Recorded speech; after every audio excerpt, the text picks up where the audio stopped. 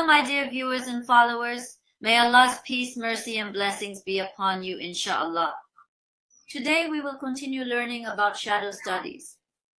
By becoming aware of our positives and negatives, we can continue to repent and purify ourselves. In doing so, we will stop easily getting annoyed.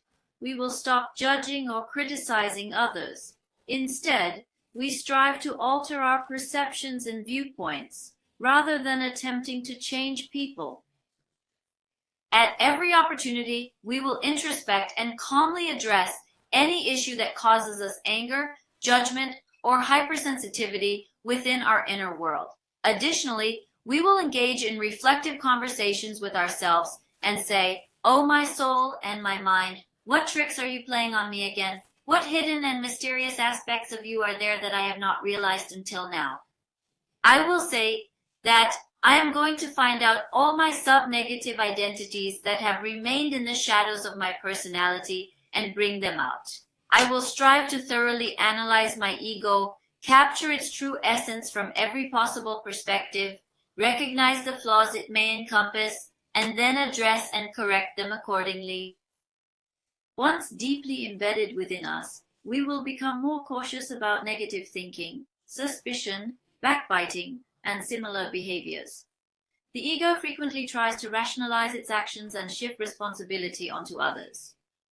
The soul evolves despite the ego's resistance. Therefore, we must pursue what challenges and burdens the ego. In doing so, the ego's negative traits will diminish, allowing the soul to rise. By progressively identifying and rectifying the imperfections in my ego, I will reach a state of unawareness towards the imperfections of others.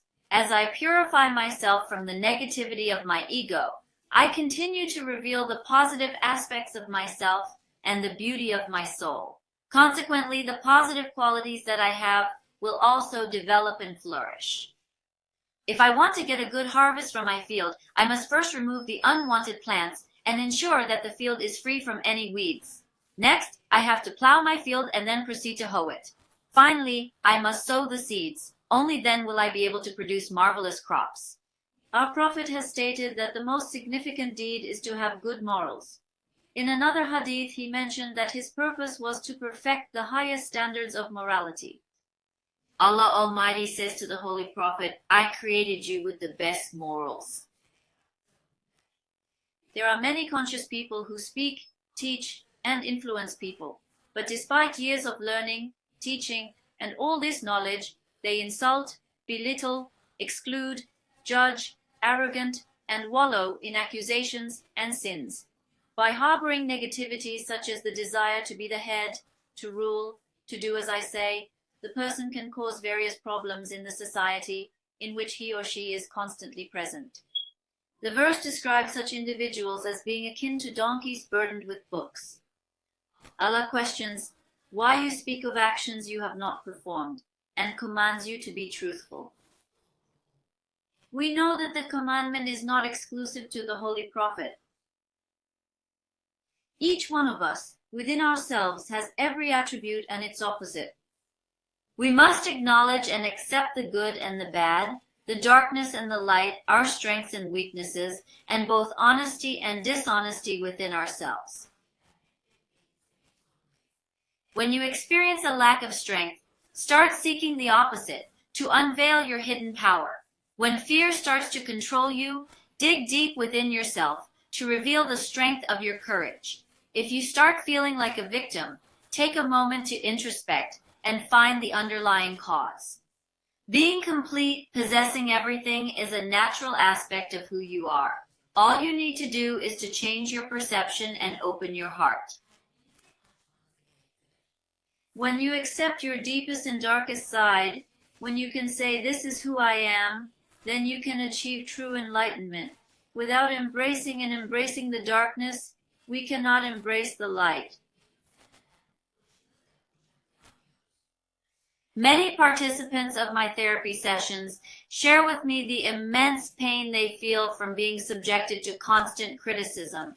They were humiliated and conditioned to believe that perfection was the only acceptable standard.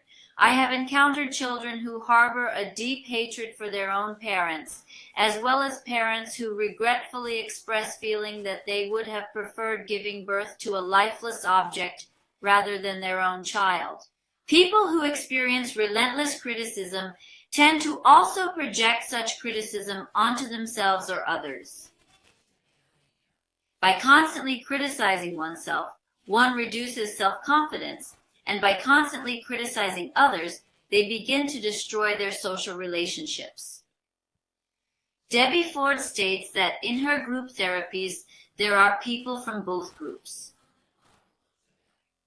She says that everyone remembered at least one time that they had felt such hatred. Afterwards, she requested them to contemplate the possible blessings that could arise from such a deep hatred. Some of them said these things could happen to anyone, we must not take things personally. Some of them said they felt love. Others describe it simply as a release of emotion. People were relieved to see that they were not alone in this. She expressed that experiencing hate is necessary to truly understand love. She further clarified that hatred gains its power only when it is repressed or suppressed. She continued and said, "If you are still embarrassed, let me tell you a story from classical literature. One day, twin boys went for a walk with their grandfather. As they wandered through the woods, they stumbled upon an ancient barn. When they went inside with their grandfather, one of the boys immediately started complaining, 'Grandfather, let's get out of here. This barn smells of horse feces.' He was seething with anger because his new shoes had been tarnished with horse dung. As the old man prepares to answer, he notices his other grandson running joyfully through the partitions of the barn. Turning to the little boy, he asks, 'What are you looking for? Why are you so happy?' The boy looks and says, 'Since there is so much horse dung here, Grandpa, there must be a pony somewhere.'" After hearing the tale, people started appreciating the value of this complaint, the pony, which brought an unexpected gift. This change in perception allowed them to release the negative energy they had been carrying in them for years. He realized that hatred was a defense mechanism to protect his boundaries against those he had loved in the past. While the hatred brought them pain and sorrow, it also served as a catalyst for their spiritual journey, providing the impulse to seek and comprehend their inner truth. Now let's take 5 deep diaphragmatic breaths. Close your eyes. Imagine you are getting into an elevator. And imagine going all the way down to the 7th floor into the depths of your consciousness. When you step out of the elevator, I want you to visualize a beautiful garden decorated with fine details. Imagine beautiful flowers, trees. Now imagine yourself sitting in a comfortable armchair. Now ask yourself these questions. What am I most afraid of? That's the first question. Second question. Which areas of my life require change or improvement? Give it a good thought. You can take notes if you like, then watch the whole video again.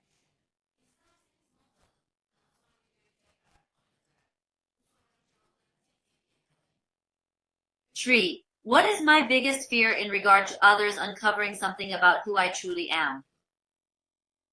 These questions are very important. 4. What is the biggest lie I have told myself?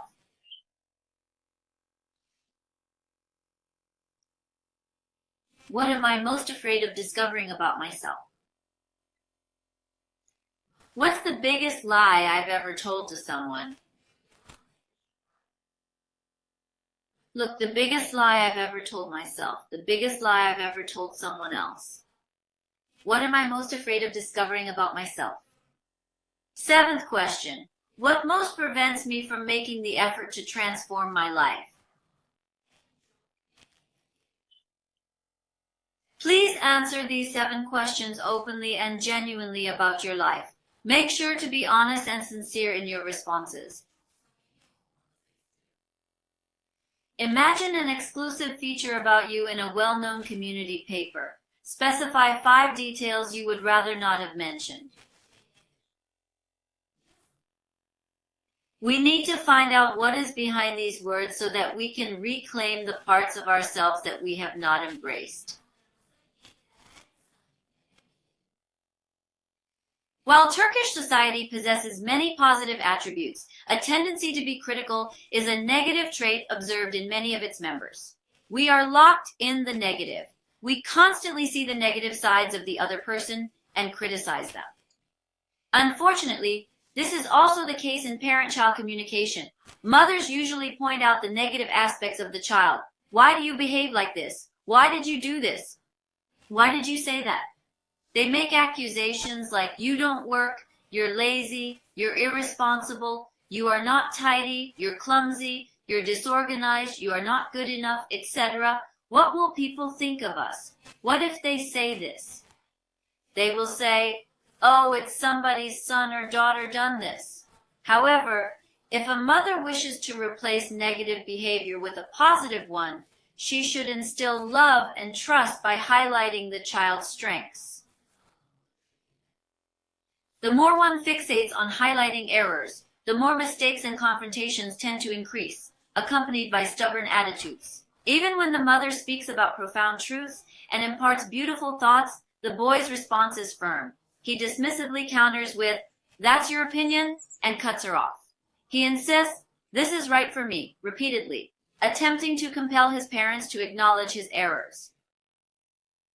Until now, parents have criticized and judged their children. This has not changed anything. Parents achieved absolutely nothing. Did the child's behavior change for the better? No. On the contrary, the negativity increased.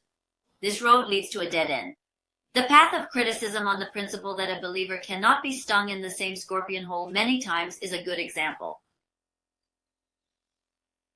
Some children diligently complete the chores their mother assigns, such as cleaning the house. They hope for their mother's appreciation and love, yet she often fixates on the overlooked details, finds mistakes, and says, "You missed this bit. You are only doing this for you. From now on, you'll strive towards perfection. You will become a person who stands out in society." She does not allow any room for mistakes. Therefore, when the child grows up, she becomes irritable, detail-oriented, critical, perfectionist, unsympathetic, and full of worries about what others will say. Since their need for love and trust is not satisfied, they are in constant search for love. He wants to be loved, cared for, and respected. Therefore, his expectations will be high. Dissatisfaction and discontent in human relationships lead to unhappiness and disagreements because expectations lead to disappointment. If asked, this person does not appreciate those who are overly critical. He even hates people who criticize all the time.